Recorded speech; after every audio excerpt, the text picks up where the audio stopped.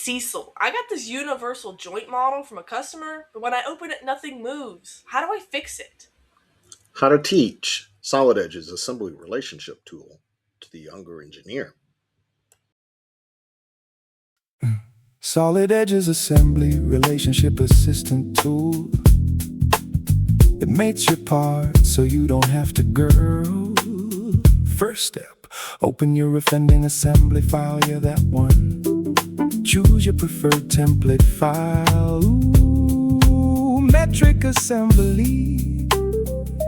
Notice when everything opens, all those parts are grounded. The tool will fix that, baby.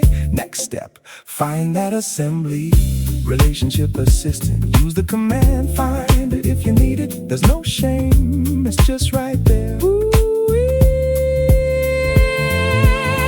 Set your options just the way you like them. Oh yeah, select all of your parts and just press the process button. Look at those beautiful relational mates. You didn't have to make them yourself. Click the OK, click OK. Last step, open the drag component tool. We need it to move, baby. Use the command find it if you need to. Choose your options again. I like physical motion.